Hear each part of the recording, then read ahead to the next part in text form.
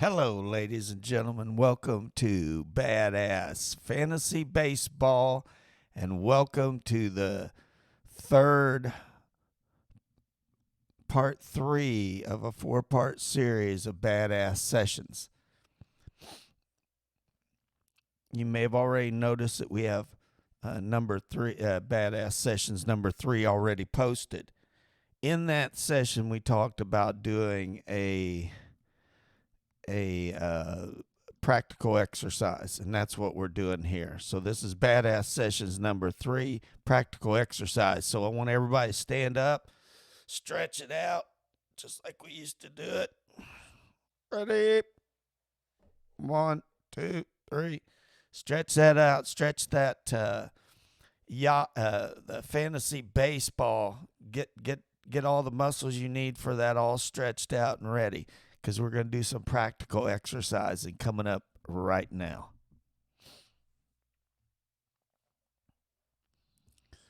So first off, note a little admin note to begin with.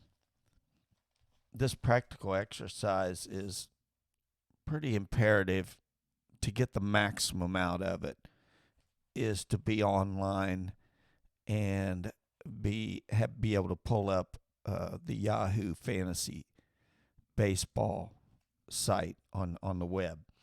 If you haven't signed up ever before or created a profile in Yahoo, go do that. Go do that now. Pause this BadAzz session now. Just pause it. Go sign up and get your Yahoo profile.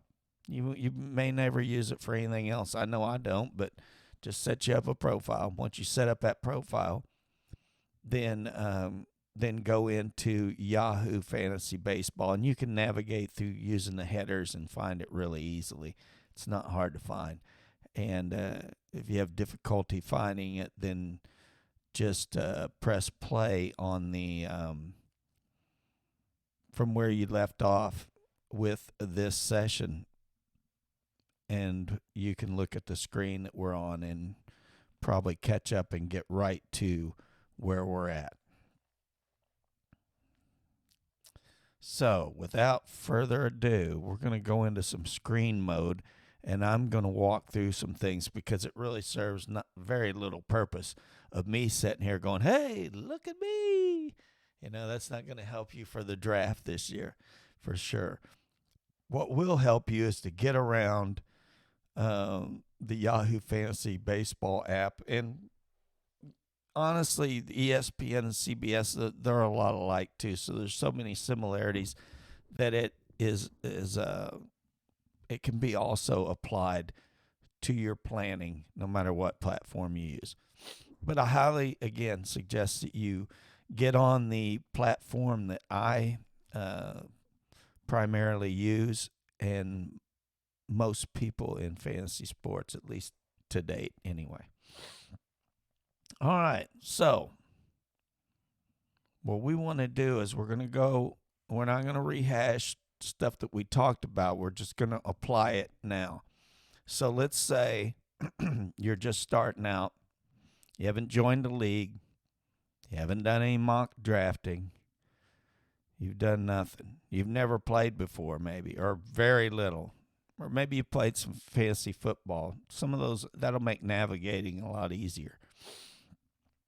But let's take this moment to pull up the screen that we need right there. And let's pull up Yahoo Fantasy site. Voila. Okay, I can't get the full scale, so I'll scroll like this left and right a little bit maybe to get it in view of what I'm talking about. So if you go to Yahoo Fantasy site and just kind of go along with me, I can show you how to start building a list and putting factors together, your factors in with an existing base ranking list, and then build a tiers list that will help you prepare and it can become your primary tool, your primary drafting tool. So that's what we're trying to achieve. That's the standard today, is try to help you achieve that. So on this site, I mean, there's many things to look at, but let's just get right to it. You'll want to go to research in this top header right here. I'm not going to go real fast. Some of them people I see on TV that explain stuff on the computer, I end up hitting pause like all the time. And I think in my case, you'll probably be waiting around, maybe eating a few pretzels or some shit like that. Or hell, you could go use the restroom or something.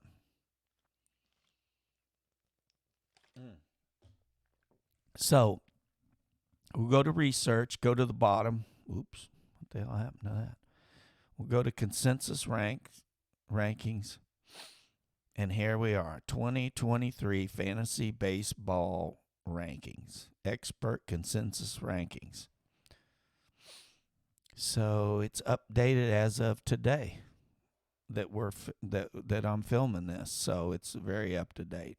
Okay, let me just talk about real quick the top. What happened was when I clicked that link from Yahoo Fantasy Baseball, it sent me to this list that is actually on fantasypros.com. Fantasy Pros is a really good source for analysis from experts, and I highly recommend that. I think it's a wonderful site. Their podcast is absolutely awesome, and I just think they're one of the better ones out there, along with CBS Fantasy Baseball Today, which I think is probably the king of the hill. But Fantasy Pros provides an awesome list here. It's absolutely free. Thank you, Fantasy Pros. I really appreciate that, and I mean it. Okay, so what you can do here, what's really cool, so you have nothing. Remember in the last session we talked about base power rankings, player rankings for the draft. Well, this one here is pretty inclusive. It's got I don't even know how far it goes down. Let me see.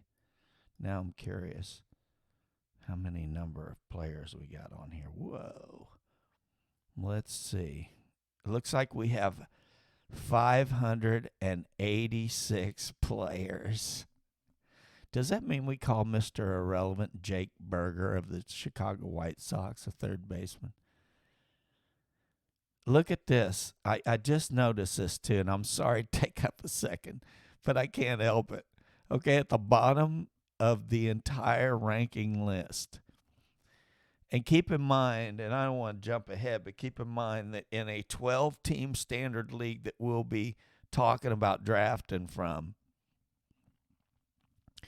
the total number of players that you draft in a 12-team league with 23 players on your roster, which is standard, is 276 players. And we've got 586 listed here. And the last two are Seth Beer and Jake Berger. So Beer and Berger ended up, at least right this second in this moment, are at the bottom of the player ranking list. That's got to be kind of that's got to be a status that you just never want to be in. Hell, you might want to not do too good. If you don't do too well in something, whether it be school or somewhere or at work, sometimes you just don't want to be last. Oh, shit. Anyway, okay, so here's the list. You can go to this little blue button here and click. It's very sortable, too. And these are the actual experts that they use to, you can put their input into this consensus ranking system. Now, I think this is a default here. Yeah, a default here of however many they picked here. And then you can, I guess, add these other folks. I don't know why they're like the write-in candidates there. I don't know. I don't know how these guys got on this list. I see some of them that I know, obviously. These are some big Yahoo folks. Obviously, I know them. I'm not as familiar with some of these other guys, but if you're out there watching my podcast, I'm sorry. Hey, there's Fantasy Pros, Kelly Kirby. And again, some more Yahoo Sports people, which you see them writing a lot. Pinkowski, I know he's on a podcast. Dalton Del Don, yeah, all these guys. So anyway, not to get too off track, but you can actually sort and update the list here with whoever you want to include in expert ranks, which end up coming up with they come up with in this list. These are various different levels here that are also sortable.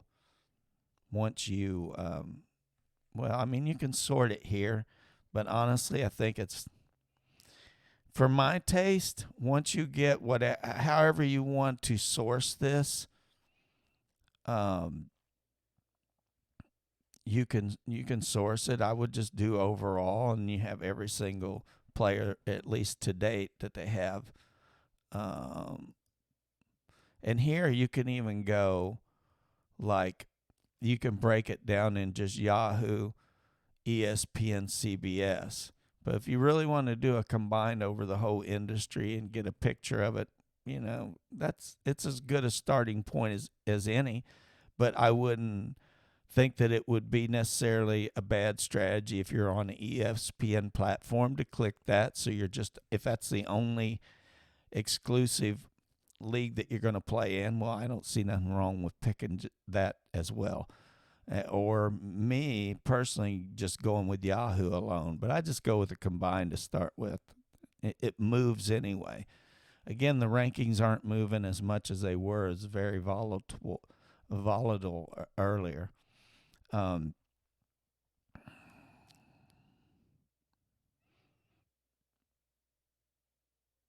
Yeah, and I will say this list in of itself is a good assessment tool at times for risers and fallers, because you'll see in that right-hand category, this versus ADP.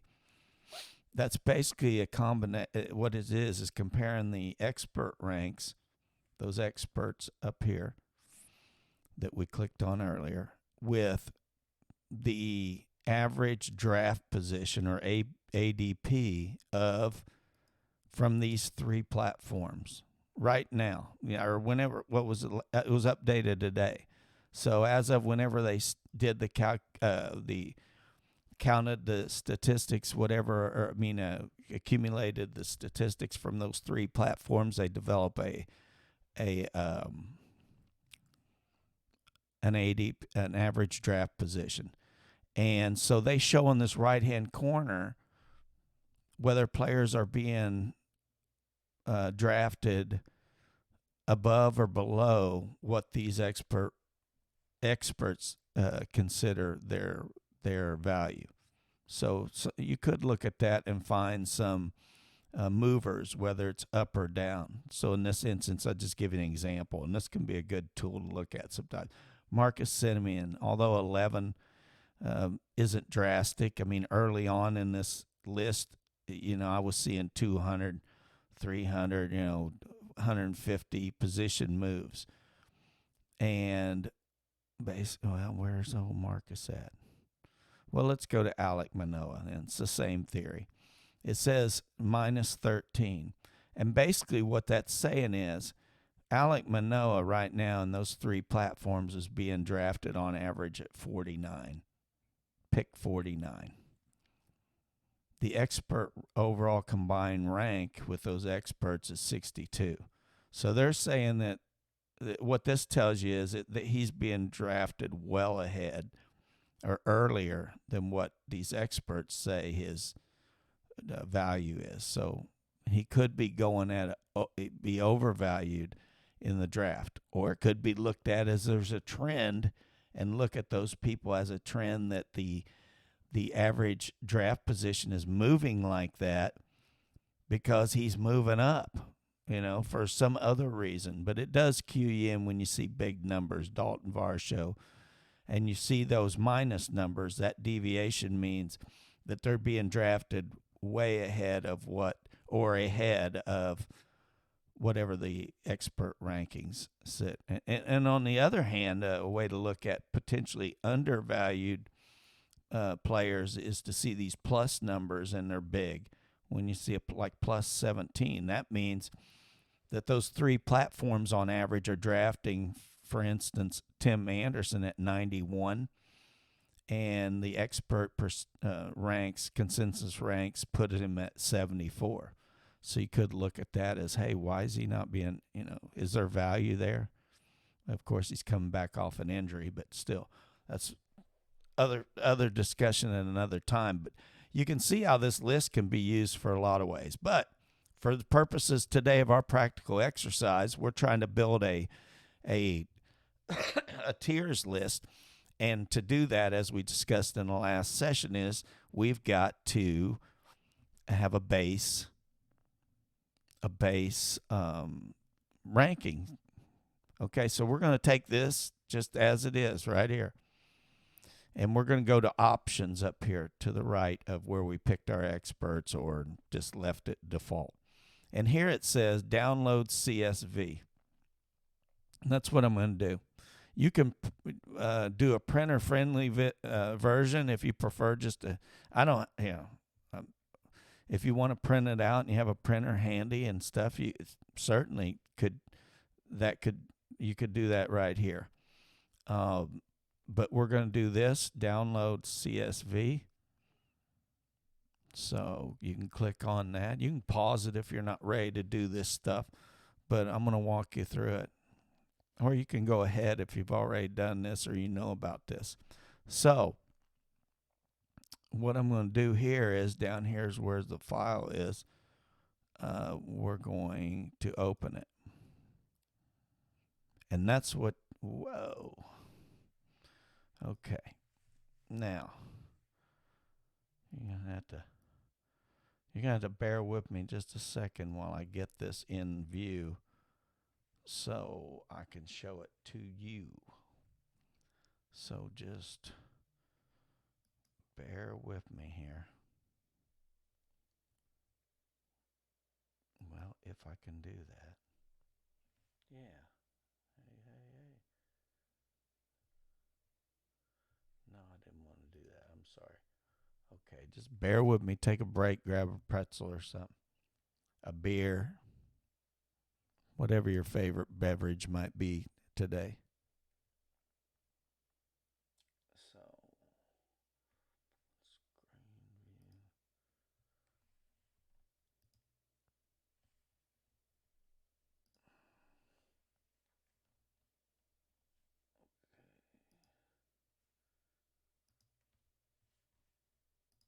Still waiting to pull this up. I'm going to get it, though.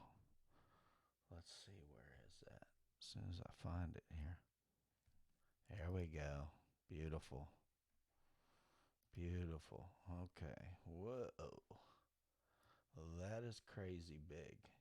Okay, bear with me. Remember, I've told you in these other sessions before, I am not a computer guru. Hold on. This is messed up. There we go. I really want you to see this is why. So this is why I'm taking some time to make this able to be seen here. Hey, I'm getting the hang of this shit, though, for an old dude. Okay, so just to... Okay, let me take this other stuff off. Whoa, wrong one. Okay, we'll just leave it at that. I just want you to see this. So here's a list. Remember what we said? What was it? 500 and whatever. There he is. 585 Seth Beer, 586 Jake Burger. It's a beer and a burger. Bringing up the rear. God damn. That's so damn funny. Shit, to me it is. I hope it is to you as well. Damn it. Anyway, this is the list. So this is your base list we talked about. At least in my opinion, it's the easiest way to do it. It automatically on a Mac just imports to a file within the Numbers program, or app, I should say. I'm not no tech whiz, so forgive me. If you're on a PC, I'm not sure what program or what you'd open it up in, but I know if you'd have Excel, if that's still around, for hell, for all I know, that's probably been retired. But I know you could probably import it into that or any other spreadsheet type of a program out there. So I'll let you figure that one out. But what I did was, and what I ultimately got to was what I'm gonna, once I get off of this, I'm gonna go to uh, my tiers list and then tell you. So I really didn't use anything particularly different here. As I showed you, I downloaded it as is, and right now it's sorted in experts player rank. Now, once you click on this in whatever program you use, you can start sorting it. You can get rid of stuff that you don't need. Of course, there's a team name. That's probably good. The positions, although I will tell you in reference to Yahoo, this is a little, has some oddities that's not consistent with the, what we would say, naming conventions in the tech world. Hey, I remember that shit. Naming conventions, because they're using, for instance, left field, center field, outfield, and the naming convention for outfielders in Yahoo is just OF, outfield. And so you see some ridiculously long positions here, and maybe that's related to other formats, Fantasy Pros. Maybe if you're playing on that, maybe that's this is what they use. But other than that, it's wonderful. So you might want to leave that on there, but it's better to know. It's best to know what Yahoo considers as far as a position, and it can make a difference on some decisions in your draft based on that. So I can show you later an advanced way you can alphabetize your list, or you can figure this out, alphabetize this list, then line it up with a Yahoo list, or find a list of those positions lined up with the player in Yahoo, and then merge that. I guess you could do that as well. So, but what we can do is, I think one of the first things probably I did was I probably got rid of most of all this. Honestly, all that probably, if I remember right. Then you click on here. I'm sure you guys are a lot faster and can do it a lot better than me. So you can also add, start adding some blanks back. Because when I do my tiers list, I do it utilizing some colors and stuff to break the tier lines. And so this is basically the part where we're using our computer, and most importantly and you can do this on a piece of paper. You really can do this with a notebook and a piece of paper, although this part would be pretty time consuming. But again, the total number of players that you're actually drafting in your league is going to be 276. So you really don't need a list of 500 players. The 500 ranked players, I doubt seriously somebody's going to come from 400 or 500 and be relevant, at least at this point in the drafting season. So we're creating a layout basically for our tiers. So you'll build this up, and we talked about factors. So you're gonna take your factors that you developed, or you decided, or you've heard, and you feel like these are factors that you want to visually flag. So as you go and build these tiers, which will be made up of 12 players or so within each tier, for a number of 23 tiers, it represents the 23 rounds that you'll be drafting in. So there'll be movement up and down, and you can use it as a worksheet, make a copy of it, and then just use one of them as a working copy. And input in these headers, my suggestion is those other factors, those factors that you want to personalize because to meet your goals, whatever they may be.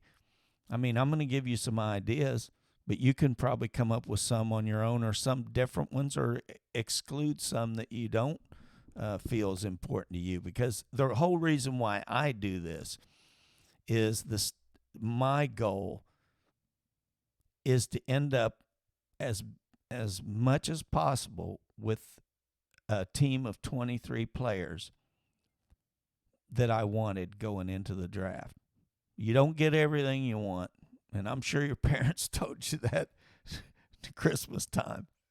You know, you're going in there marking everything in a catalog that you want, which is about every page. Anyway, you don't get everything you want, but you can come a hell of a lot closer if you do this, I think, because you're putting in the things that are important to you, the things that you want to pay attention to avoid. It's either green or it's red to me for this visual. So I come up with, and I don't come up with a mandatory number of anything, because I think if you come up and say, well, I can't think of any more, and I can only really think of 2 that sound cool, well, use 2. If you decide none of these help you in your decision, because creating these factors are meant to help make decisions that sometimes go beyond all the numbers and statistics and things that you hear about the expectation of a certain player performing at a certain level. It takes into account other things, because what I tell you, if we're not having fun, or we're not competitive, or we're worse yet, both, we're not having fun and we're not competitive, I mean, that's not going to be any damn fun. So including other factors, I think, give other factors more relevance and credence in this industry, or whatever you call it. I call it a gaming platform where we're playing a game. I believe it's going to make you more competitive over the long haul. I think even over the short haul. I said in the last session, if you follow some of this stuff and you're brand new, you'll probably be competitive right out of the gate. I can't guarantee it, but I mean, damn, I'm not Joe Namath, but hell, Joe Namath ain't got nothing on me right now. We're both getting older. So here's your list, and you can go blank, block, block, and get your blocks together here, and then get ready to, we're going to delete this. Okay. And we're going to get off this screen. And we're going to get off that screen as well. And we're going to get on this one. Okay. Let me spread this out a little bit. Whoa, that is really spread out. That's looking pretty good, huh? Say it is. Okay, hold on. You got to wait for a second here. It's like, okay, I'm trying this one more little move. Whoa, that's pretty good. Okay, let's see if I can move this now. Man, I'm getting better at this. This is Streamlabs, by the way, what I'm working out of. I'm going to cover up that stuff below, but that's okay. Okay, this is an old list that not old like it's this year, but it's one of my older ones, but we'll use it for the sake of this session here. So, okay, at the top of now, this going back to what we just downloaded. We downloaded the Fantasy Pros player rankings list, and I didn't do anything to it. I didn't change anything from its default, and then I deleted some columns and added some blank columns. So then I'm going to take some things that I want to identify about players to make moves.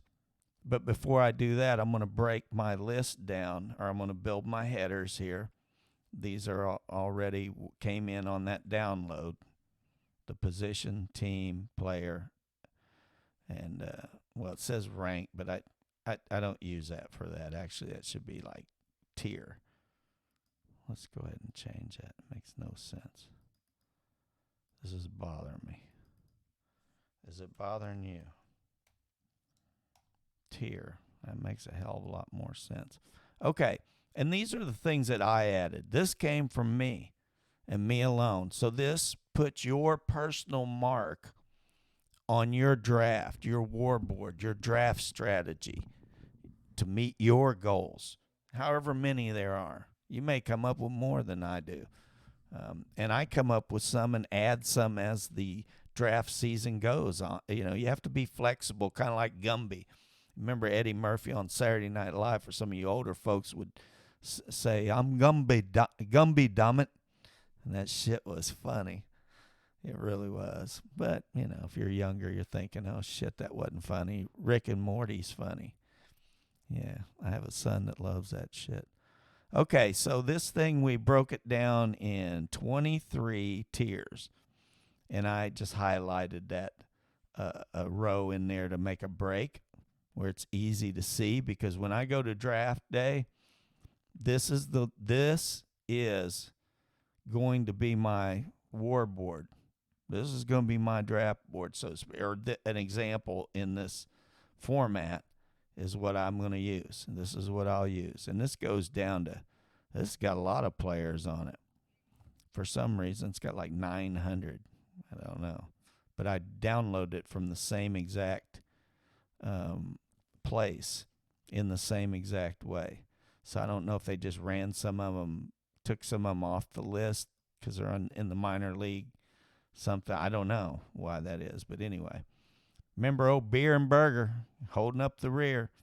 So I put these lines in. I put these numbers in here. It just makes it easy to see and operate on draft day, because the more you're organized, and for me, I have a good visual of what is going on in one screen with the actual draft board and what's happening with the draft, and then I'm looking at my priorities of my list. So I broke it down into tiers, 23 tiers. I put in my factors, my other factors that go beyond the initial ranks I use. And one of those is risers. And how did I come up with risers? Risers is not merely subjective, but sometimes I will throw a young player in a risers. I'll just highlight them just so I know they're a young up-and-comer. But also, I will put someone on the list every year at the end of the year, and I talked about this in the last episode of the BadAzz sessions, is I did an after-action review of last season at the end of last season. And on that list, I made a list of people whose preseason rank was one thing and their end-of-season performance with respect to fantasy baseball alone, and the categories the standard categories. Risers were players that were very high on that list with a performance level well above their preseason ranking. I just wanted to highlight that too. They're coming off a big year. Expectations were X and they achieved way above that.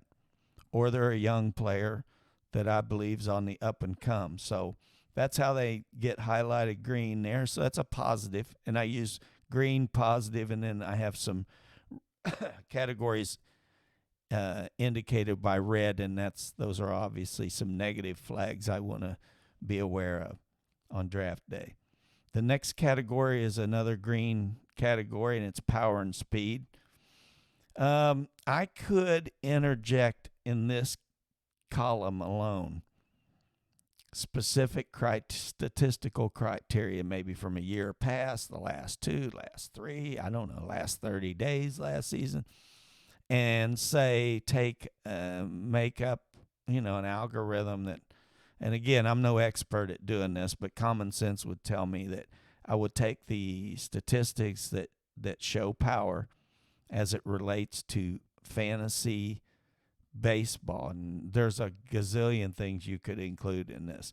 It could be slugging percentage. It could be hard hit rate. It could be exit velocity. You could put all these stats you consider statistics and numbers in that would in your opinion, or you could ask someone's opinion about how to best express power for you, and then look at other things from the speed.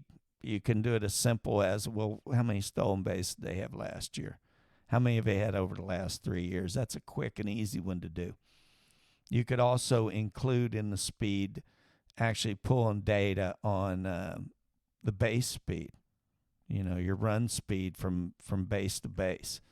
And of course, they have people ranked, and you can look at those sites that have that statistical data and see who those speed people are and try to marry that up with your power statistics and come up with a category that's more objective. I've been doing this for a while, so I'll look up newer or younger people I'm less familiar with. But this category is pretty easy for me to put in there. It doesn't necessarily mean they're going to be Ricky Henderson in stolen bases. It just means that they have power and they have an opportunity maybe to, and we're talking somebody that I think can steal a dozen bags, 15 bags during the year. We may have to up that with the new rule changes of our expectation. Maybe say I have an expectation when I click them on as for power and speed of they have a 20, 30 bag stolen base potential. That's something it's kind of subjective you come up with, but then you're using objective statistical data to back that up. And this is your team, so you do it however you want to do it. One of my other positive categories is the top 50 players in games played last year. And I do that because I value that. It just flags in a good way players that went out there and posted.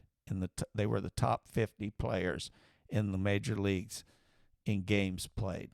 And that's meaningful to me, so I like seeing that, and I like to try to get people in that category on my team.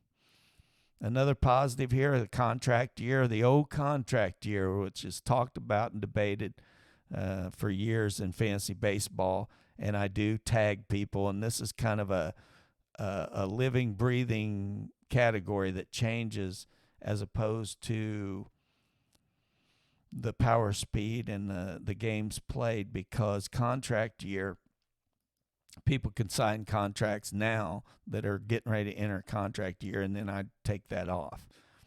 And so contract year is meaningful to me. I believe players play at a higher performance level. Here is an example right here. This is an older list, and Manny Machado, obviously, he signed,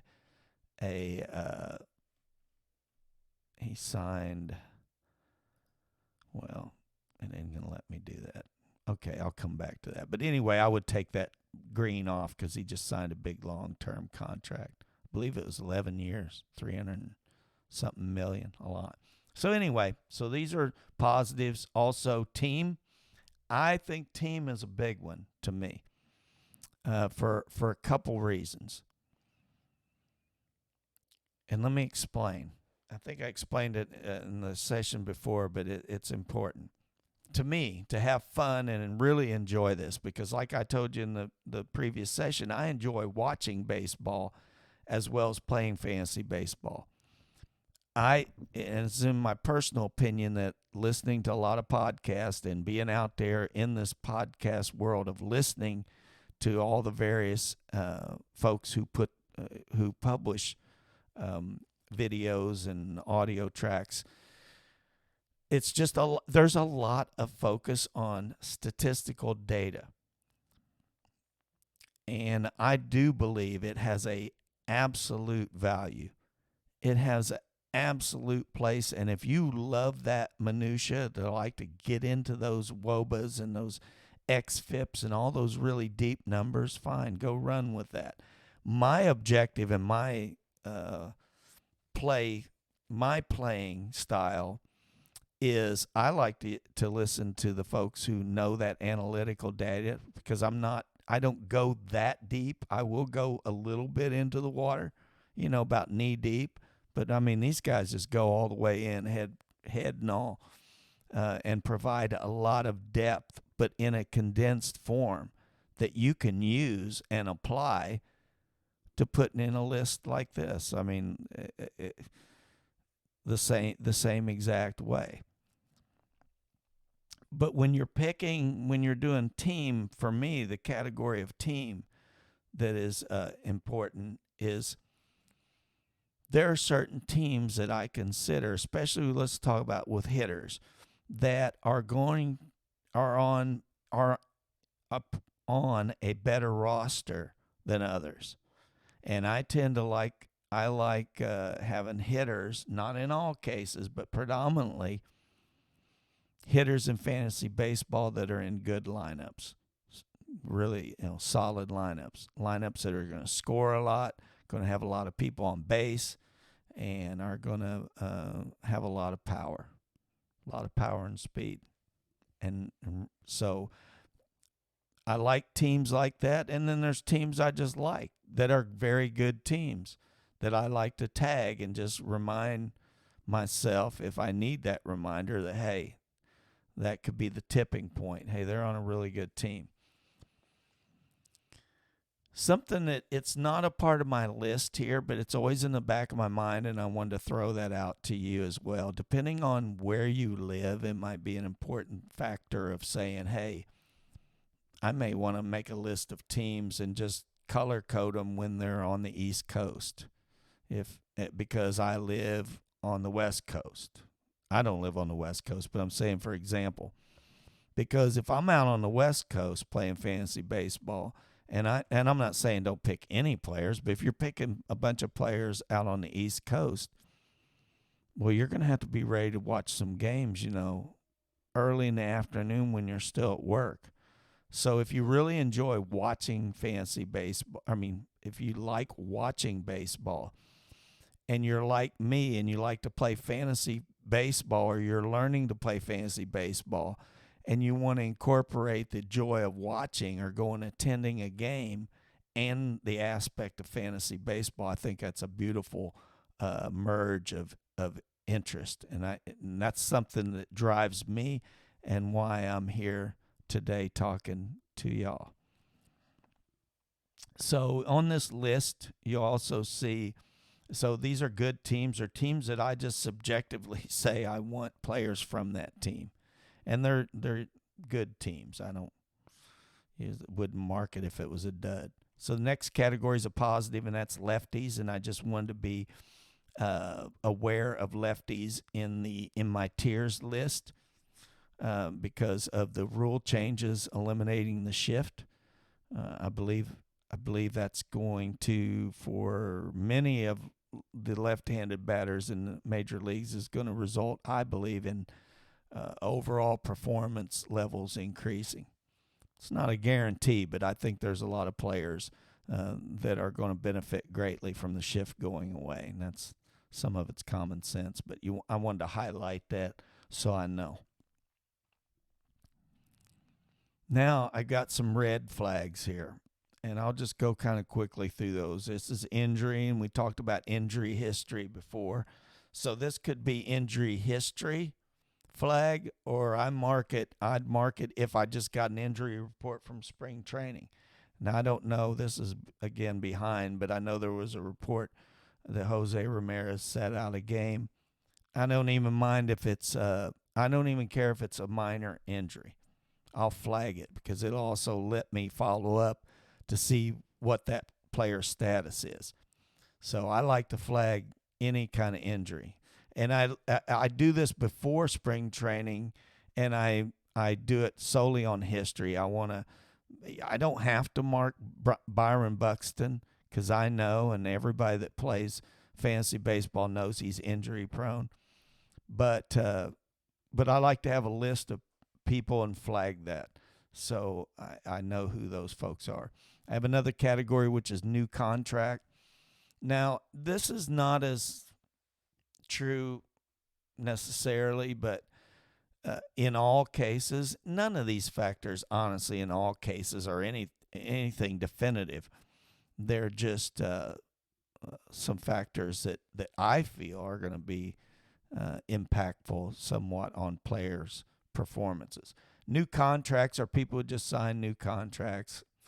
I tend to think when you sign a new contract, I mean, some people rise up, and some people kind of just, hey, I just got like hundreds of millions of dollars, and I had to buy a new house in the off season, buy a couple new cars, travel around a little bit, and kind of sport new clothes. I don't know, but I just think when they get a contract, I kind of don't like that very first year.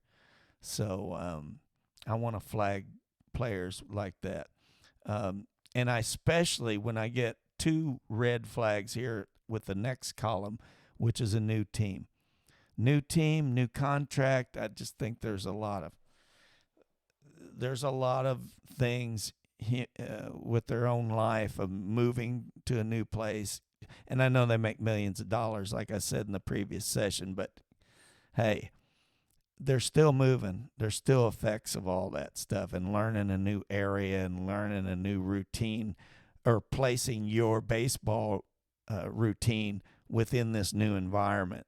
And no one can say definitively that has no effect or has X effect. I just know it has a effect, and I want to flag that as a player that I expect may not achieve at a performance level that the statistical people out there place the value on him, because they're not factoring in the fact that he's selling a house, buying a house, and making millions of dollars if he's on new.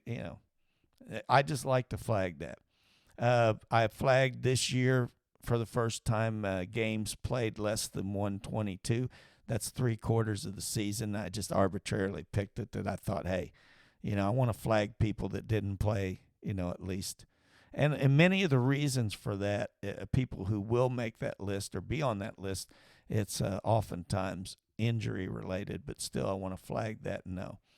There's a new one I came up, the 2022 bombs. And this basically was a list that was developed out of people who, from their preseason rank to their performance at the end of the year with respect to fantasy baseball, the variance between that was they performed a lot lower, or at a lower level, much lower level than their preseason rank. Again, another thing, a situation or a factor that can be greatly influenced by injury, and in a lot of cases that is the case. But I want to be aware of that, because right there is Bo Bichette's flag. Now, does that mean I'm not going to draft him? Probably not. But is that not a good thing? And when it's a close call, I might draft somebody else because of that. So none of my factors, looking at the over all of these factors, are meant to sway players drastically. My intent in doing this is that I will be able to develop my priorities within those tiers and move people up and down within those tiers to reflect some of those priorities that I want to have, or some of those attributes I want to have on those teams.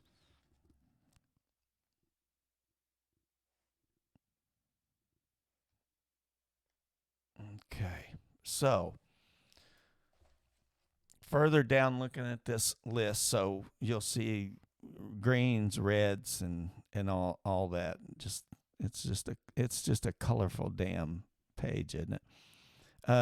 I just put these on here to highlight people I've moved up in a tier at this time when I did this. and just to highlight them visually, so I know these are probably people that I would target. Secondarily, in the blue, targets. And the goal as this keeps going and you develop this is to get, in my opinion, to get 4 to 6 at least highlighted either one of these colors, the primary or the secondary targets within these tiers. And in some cases, move an entire player that you really, really want up a complete tier. And I have done that at times as well. Some tiers you'll already notice through a visual analysis are heavy in players that you target, like this tier 3 or draft, round 3 of the draft, appears at least based on rankings as they are right now. It appears that's the round, or about the round that they would go. And then some tiers are less targeted. And these always represent, and again, I always tag it with a number. So when we have draft day and they're showing the next pick, I'll know quickly where to go. If we're on round 4, I can look and see if any of these people have dropped in these previous tiers real quickly. And I can look at my priority here. And in this case, I only have 2 secondary targets within this tier right here. 2. So this is where I consider moving somebody up in these cases, somebody I really want. So let's say I didn't have a starting pitcher at this point in time of the draft.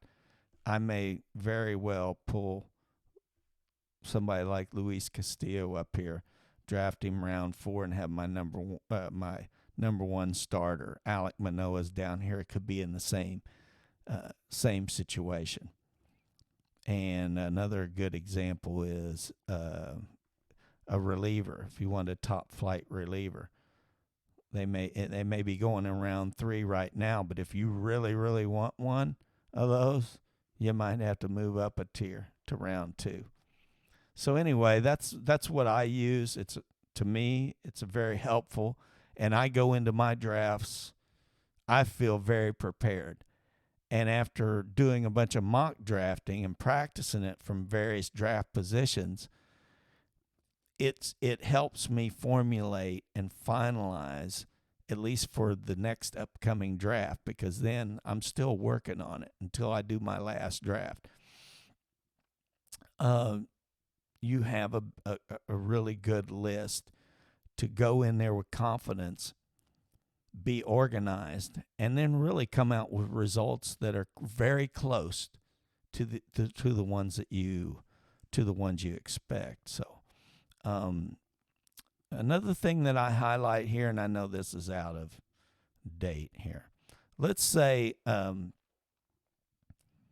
I tried to label these black labels here with the positions.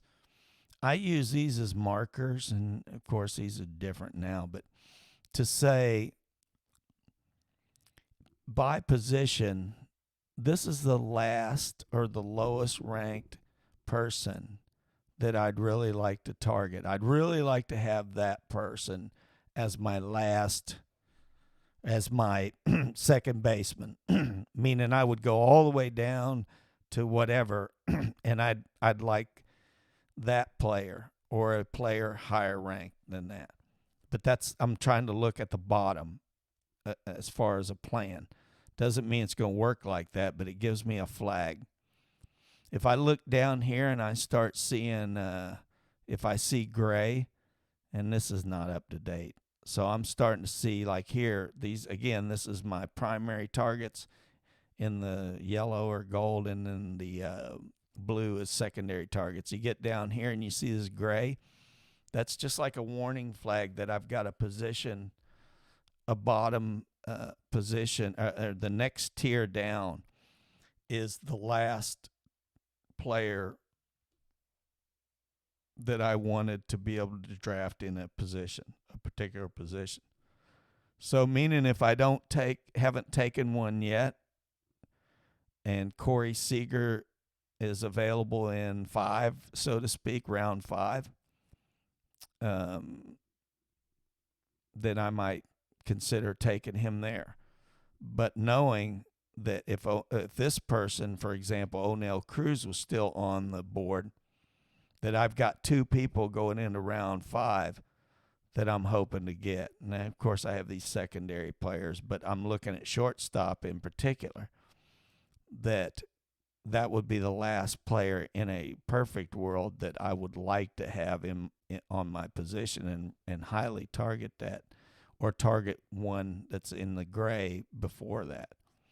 And you can see here, like I just projected that I would like to have an RP2 in the range of Camilo Doval.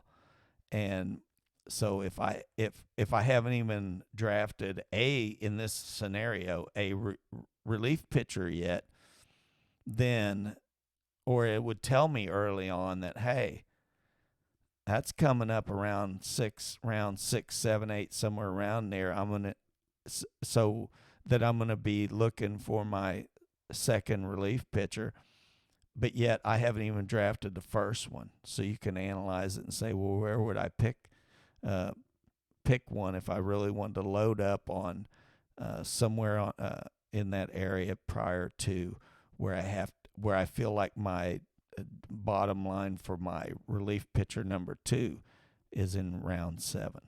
You'll see other ones come up: first base, round 12. I don't want to go any lower than that if I don't have to. Third base, round 14. And then I tagged my SP3, or my starting pitcher, my third, what I would consider my third starting pitcher in my rotation. Again, I carry 7 starting pitchers, so I just put a flag here for third, where I want to have somebody in the range of a Charlie Morton type ranked pitcher as my third starting pitcher. That means that prior to this round 14, I need to have 2 starting pitchers as a goal to stay on target. Does it make sense? Hopefully out there it does. So, and then so on and so forth, other positions, on and on and on and on. When I got to 23 tiers, I dumped quite a few players from just whatever the list of people here below, because I wanted to make this a pretty big list, because oftentimes you can find some real values in these later rounds, and I want to be aware of these folks. And certainly in the time since this list was actually out, there's been a lot of movement in players. I can already see some in here who have moved up significantly, like Andrew Painter, and I would assume maybe a few of these other players here, Kodai Senga, people like that, who I wanted to put on the radar too, in case I want to pick them up in a late round or the last round. So there you have it. This is the list as you would have it right now, and you can build that fairly quickly. Start moving players around as you use tools to see the ebb and flow of drafting, using sources that are out there, and then looking at your list and seeing those people that are going up and down, and making adjustments to your list based on that. So I don't have any extravagant mathematical algorithms, although those are widely used throughout the fantasy baseball universe. I'm just not one to do that. Okay, so once we have that list, what I want to do is back out of here now. So we're going to say goodbye. Well, say goodbye to that screen, and we're going to pull our Yahoo back up. So let me try to move this other stuff around because I can't see none. Okay, so we are going back to Yahoo. So back at Yahoo, now we have this list, or you may not actually have the list, or you could pause it at this point and go put together a draft, kind of a starter draft. Go through those steps we just did, pause this, build you a quick list. And then if you already have those factors and stuff decided upon, or you want to develop them as you go, I don't know. But however you want to do it, develop your list as I just showed you how I do my tiers list, and start doing mock drafting. And how you do that, you can go to the Yahoo Fantasy site, and you go up here to draft. Pretty simple. Mock drafts, click on that. And you'll see this report card. And I know there's some algorithm or something set up that Yahoo spits out a scorecard, and you can read the full report on how your overall drafting. I think this is an overall, yeah, because it's showing like 11 mock drafts. I can tell you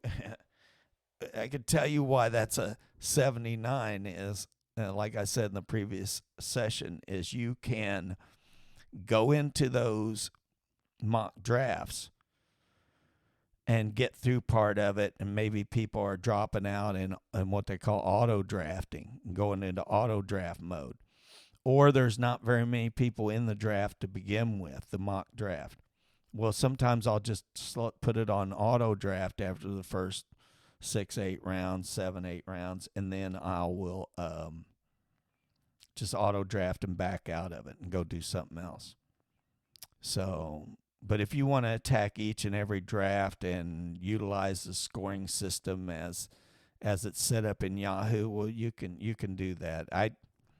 I consider this like preseason, like spring training, blah, blah, blah. I'm just working on the swing right now.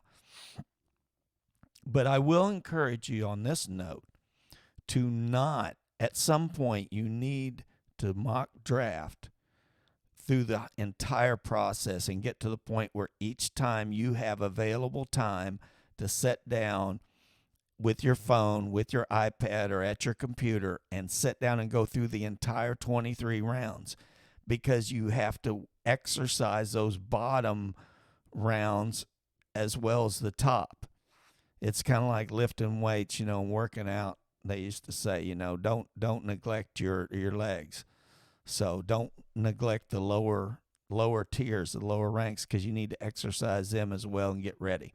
Okay, so we've clicked on mock drafting, and we are here, folks. So this is live, at least at the time of this taping of this episode.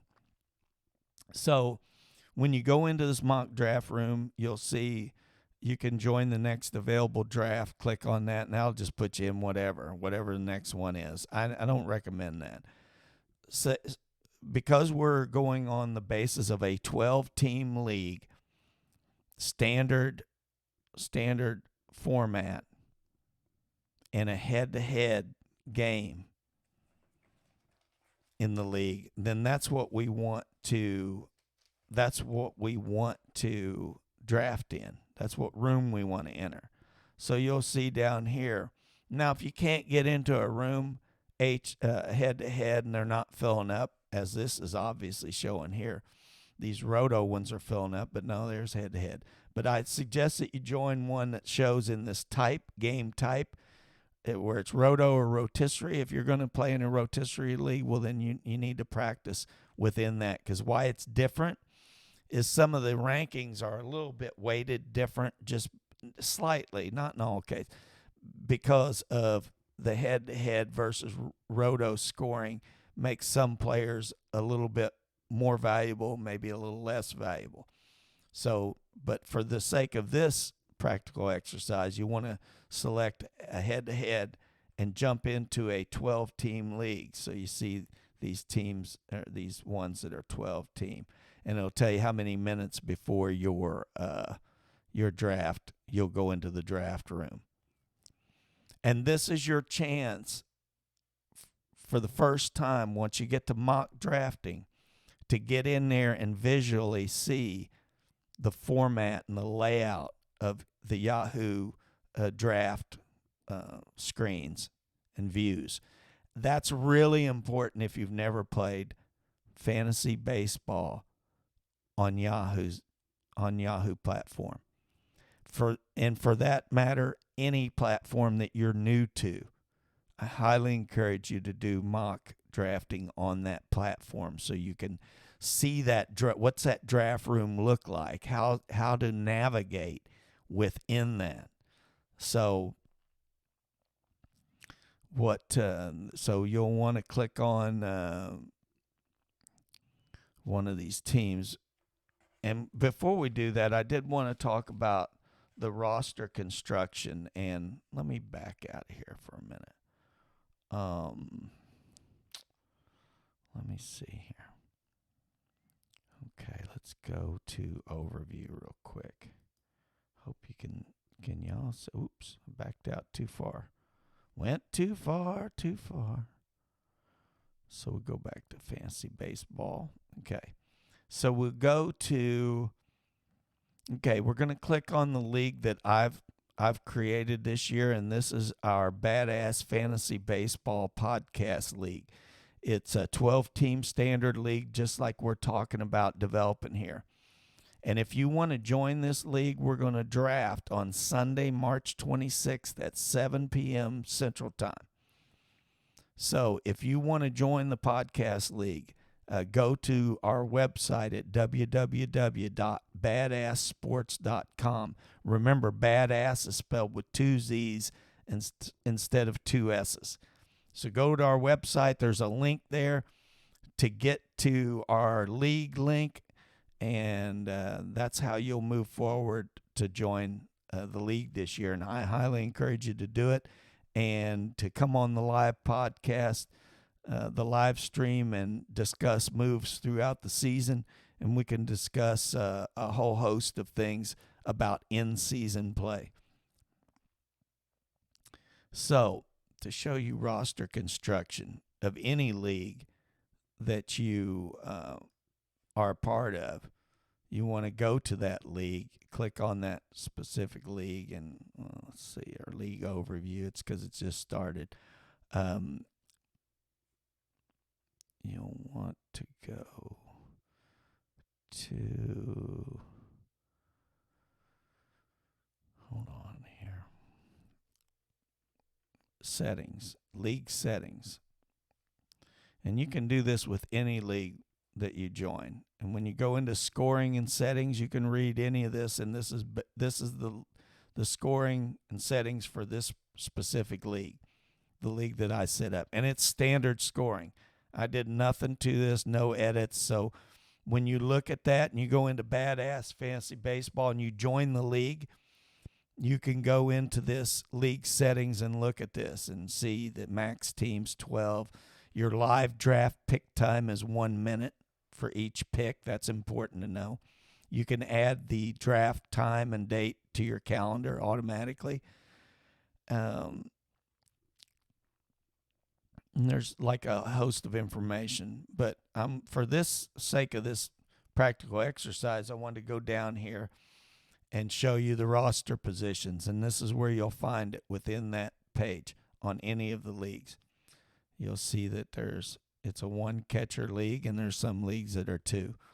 And this will show you list 23 positions.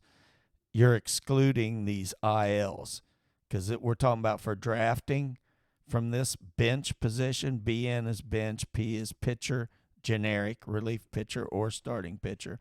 And then there's two relief pitcher slots, two starting pitchers, two utility hitters, could be any position, three outfielders, a shortstop, third base, second base, first base, catcher, and that forms your 23. And these four IL slots are obviously when players go on the IL, you can place them in one of those four slots and not have to drop somebody to add somebody to your roster. So that's always good to have.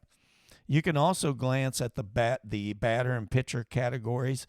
This is a standard 5x5 league, so the categories that you'll compete against opponents in the head-to-head league each week of the season.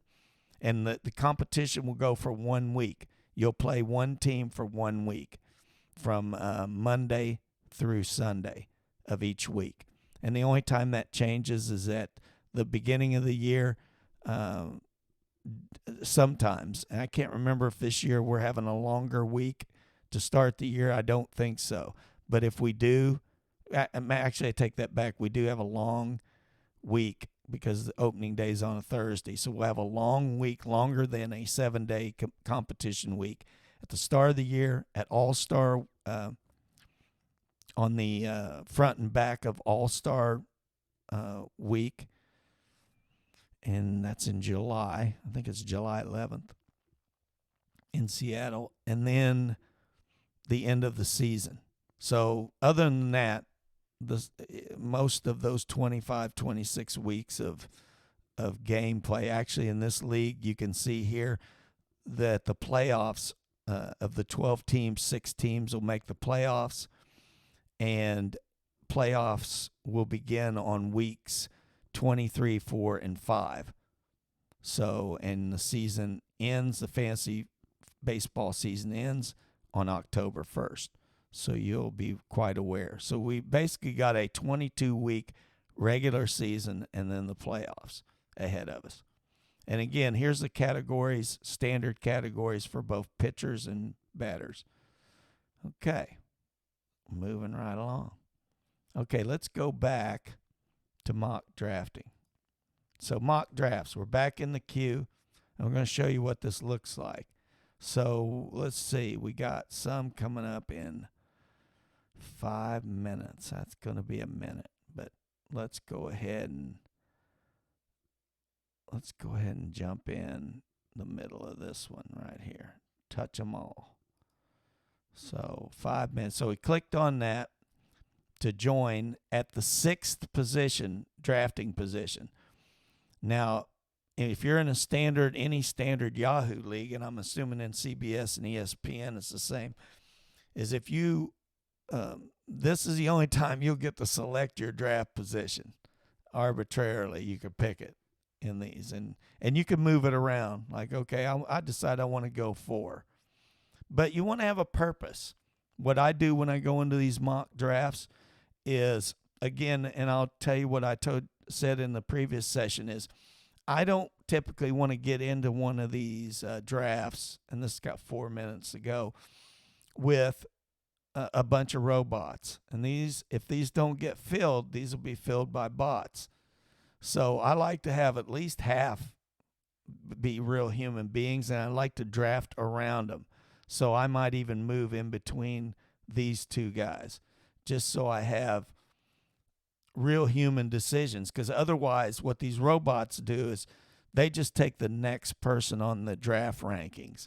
So it really doesn't emulate what a real draft does, in my opinion. I like a full draft is optimum, but I think maybe at least 8 makes it a pretty good representation of what a real draft might look like. So basically, you have this time you can wait and grab something to snack on, eat. You got like 3 minutes. And then I'm going to let it go to that point where it opens up and goes into that, so you can see for maybe the first time, if you're new, what that draft environment looks like and what it will look like when you actually draft, so it's not the first time that you see it.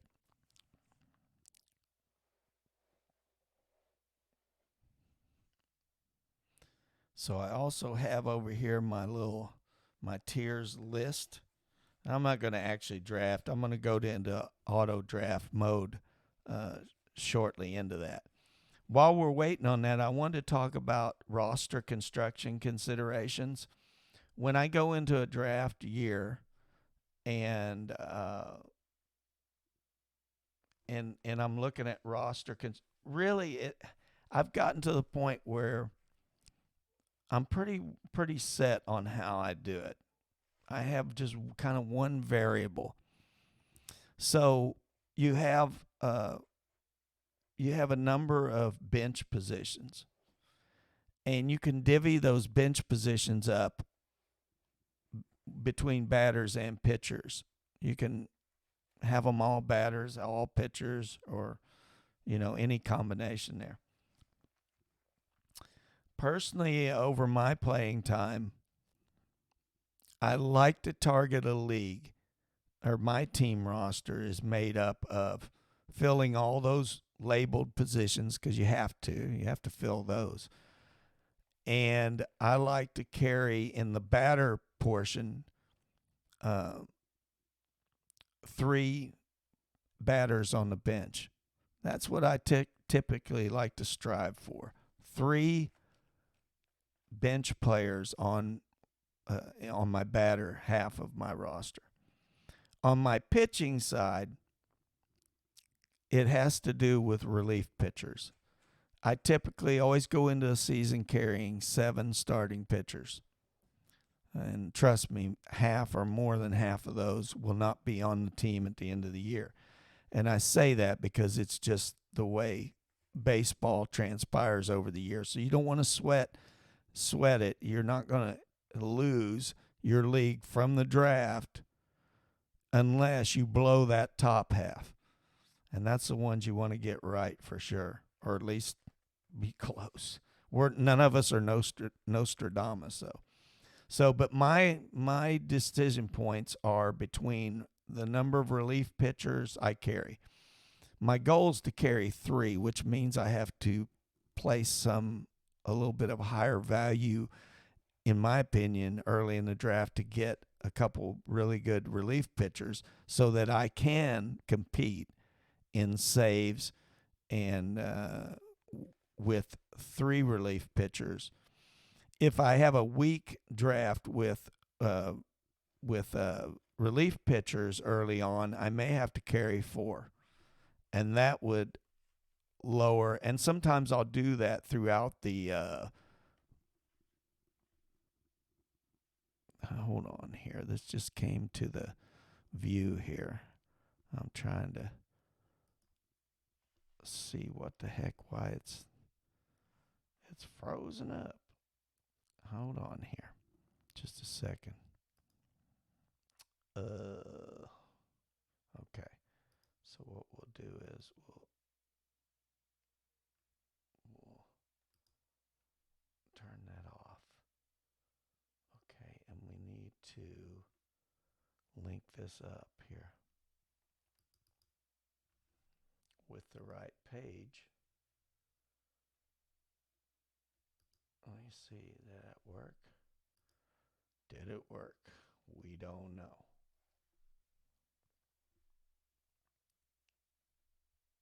Well, shoot. Oh, there we go. Did it work? I think it worked, folks. Oops. Wrong one. Okay.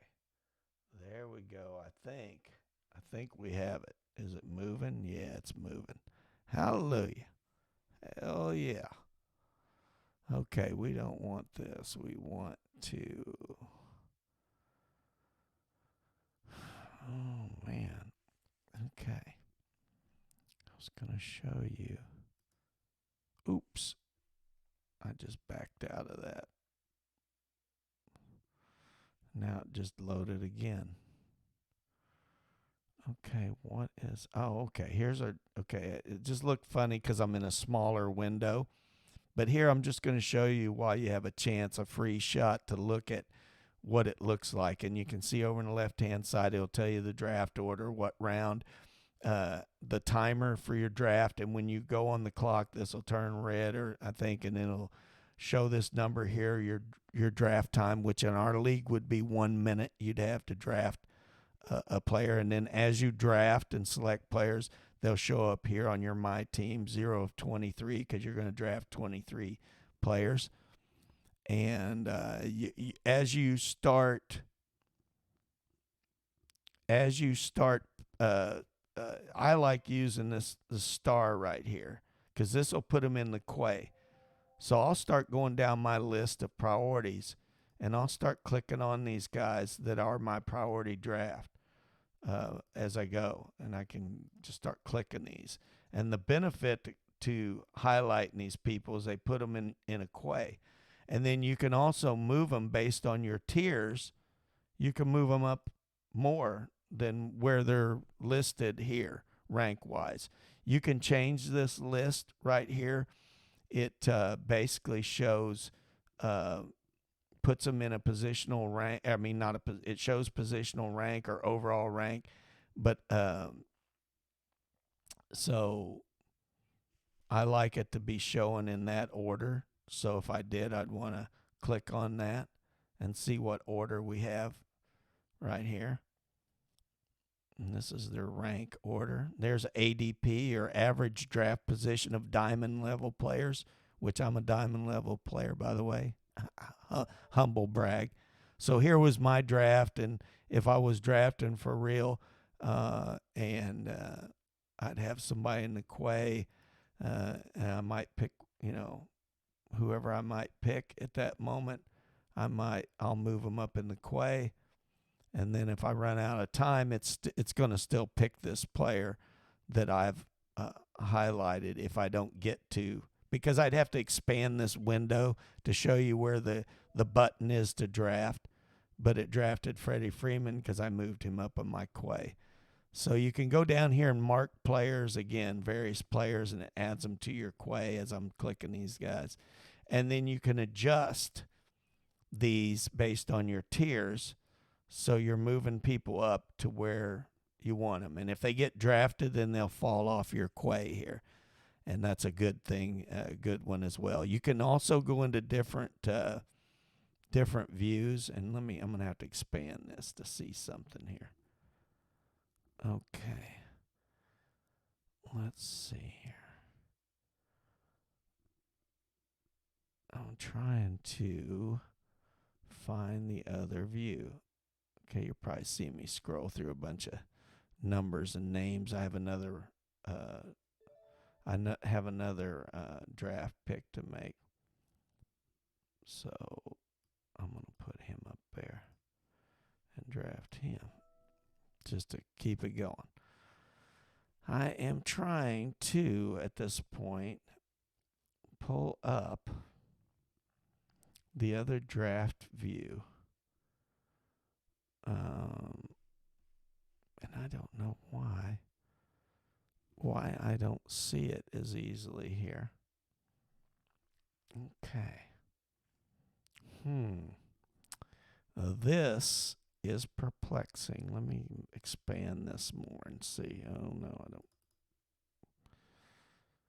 Yeah, I don't know. Oops. Okay. Hey, that was a view change. Okay. Draft theme, draft settings. I'm trying to. That is not what I wanted. So let me back out of here. Oops. Let's recycling back in. Okay, maybe this will.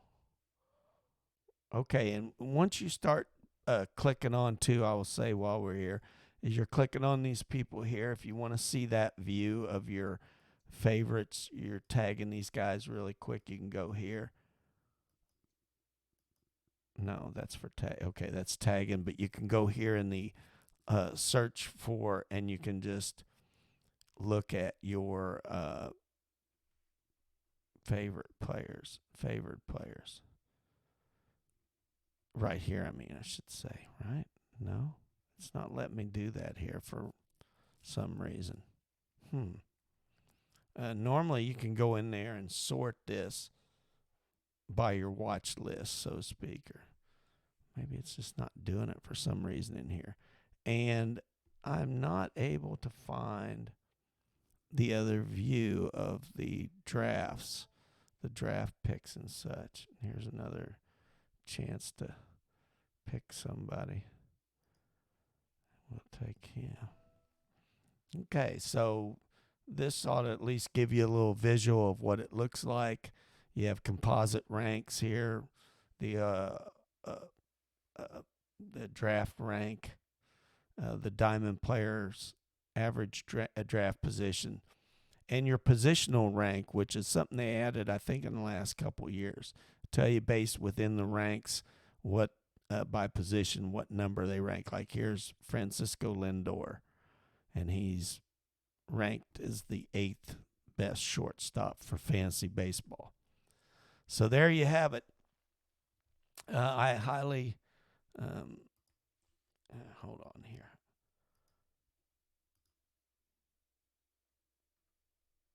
I'm trying to pull this up. This is funny.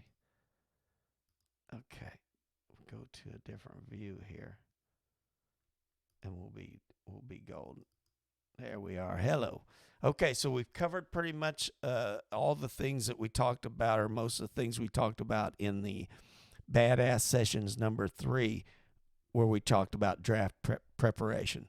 And in a very short and concise, I believe, way, we walked through the process of building that tiers and deciding on factors to include. Because the whole idea, too, is you don't want to be a homer in fantasy baseball and just pick a bunch of people from. You can do that if you want from your favorite team, but you're not going to be very competitive, and that's probably not fun.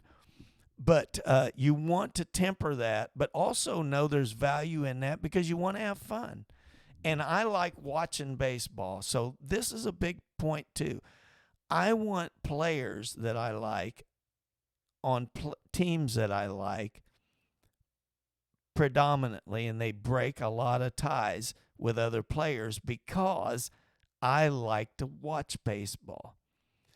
If you like to watch baseball and really want to integrate the eye test of baseball and fantasy baseball, then you'll want to include things like subjective things where you may just plug some players in there and give them a little increased value because you really want them. You want them on your roster, and you want to be able to follow them throughout the year, check on them, watch them.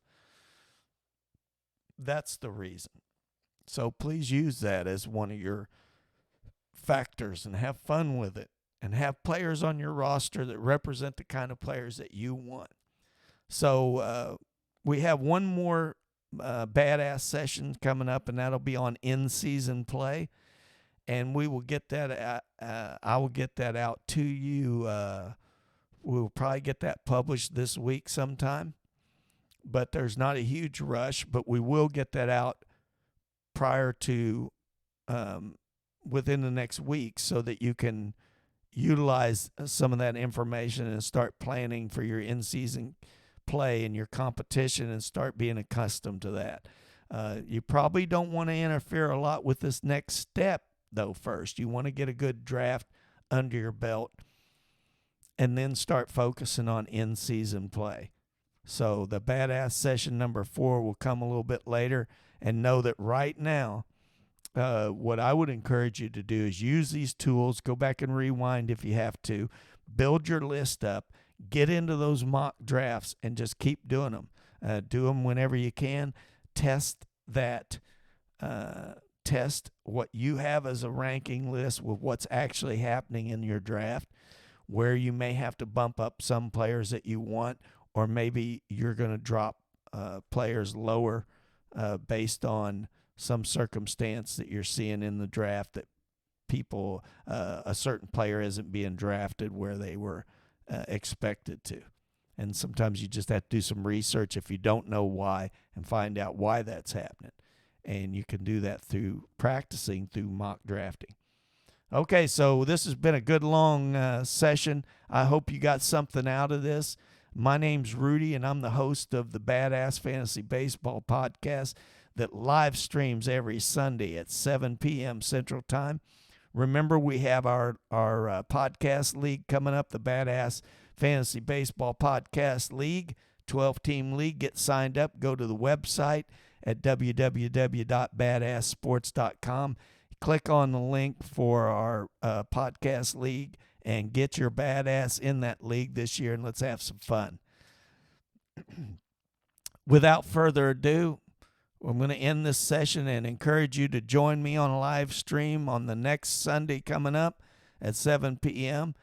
And go to my social media out there and send me a message. Follow me on Twitter at Rodo underscore Rudy. That's Roto, ROTO underscore Rudy, RUDY.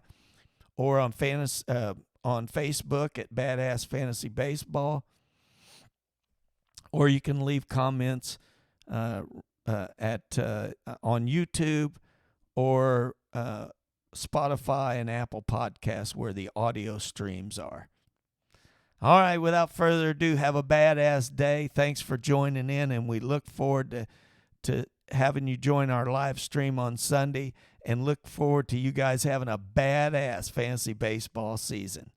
This is Rudy, and I'm out of here. And remember, if you suck, that's your fault.